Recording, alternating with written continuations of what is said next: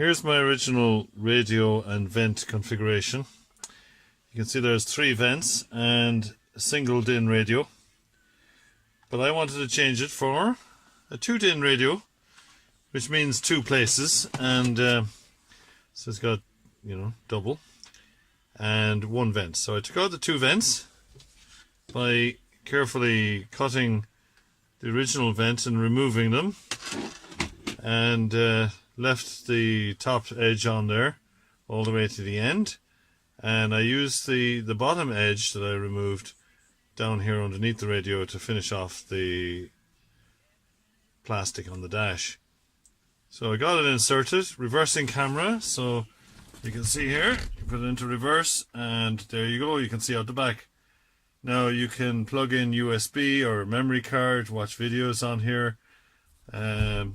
Even I can take my memory card out of my digital camera from scuba diving, and I can look back over the videos. So you've got your music, videos, photos, and then there's the Bluetooth, which I can use for taking calls when I'm driving.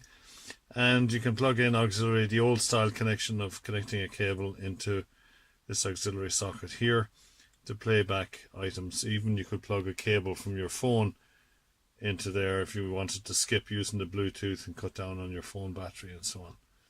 These are just options. But there you go, you can dim the light there, or you can turn it off while the radio is playing, and then just touch screen again and it comes back on. So nice little feature, cheap radio, but there you go, a 2 DINN radio in my Transporter T4. Looking good. Okay, I've cut a piece of a shampoo bottle, and which is kind of rectangular, so I left the upsides on there so that when I put it into the vent, I'll be able to duct tape it quite adequately to the sides. This will block off the middle vent, and then just tape over completely with duct tape there to block off anything else. So the next shot you'll see will be this all duct taped into place. But I just wanted to just see the plastic bottle there, because it gives you a nice finished flat surface, so it won't obstruct the vent going through to the right hand side there. So when that's taped in there, you'll still be able to operate the vent, allowing air to come out through this side. That'll be able to give you plenty of cold air, and then behind the radio will be completely blocked off. You don't want air getting in there, not just because it's cold, but there might be dampness as well, which might get into the electronics. Now I've got the back of the vent duct taped with that piece of the plastic shampoo bottle. So you can see it's duct taped there all around the edges, so no air can get through, and it's sealed off. Now this vent, as I said earlier, is completely blocked off because I put a bit of sponge in at the back. Now you can put a bit of duct tape over that, maybe just to make sure it never moves. I don't think it will anyway, but just tape it just to be certain. So that's completely blocked off. Now if you look here, you can see the vent. So if I operate the vent, it opens. Now it doesn't open 100%, but it opens up quite sufficiently for it to be able to let as much air through there as you would want. So that'll just hit the back of the shampoo bottle, leaving enough room for the 2 DINN radio space. Now the piece that's cut off the bottom, it's important to retain that, because you might actually need that underneath the radio. So don't throw it away. Never throw anything away until you're finished, and never do anything that you can't undo. So cut carefully, and all the best with that. Don't be afraid. Now if you have a second one of these as a spare, if you make a complete mess of it, you can always start again, but hopefully that won't happen. So there you go, that's looking good, and you'll see that going into the dash now shortly as a completed component, and I'll get my vent grill in, and hopefully it'll all look well. Okay, here's the finished product. I've got the radio in, and and the reversing cable is hooked up in the back. And just so you know, if you put in a tow bar or a reversing camera, at the back of the housing unit for the tail lights, there's connection points. So you just use those little clip-on plugs onto the cables, and you can just push them onto those connection points. And here's the radio being inserted into the dash.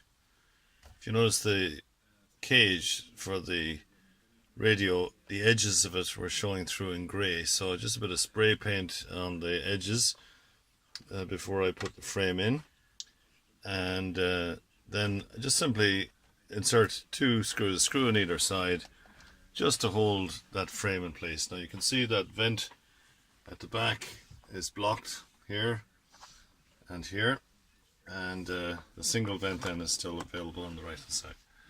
So the cables, then you have the speaker cables. Yeah, just check you got them the right way around. 2 to the back, 2 pairs to the back, 2 pairs to the front. Then I made the loom there as well, which I had to solder the wires together nicely and heat shrink them so that they're well protected. There's the video cable, the antenna cable, and you've got 2 live wires running into the radio.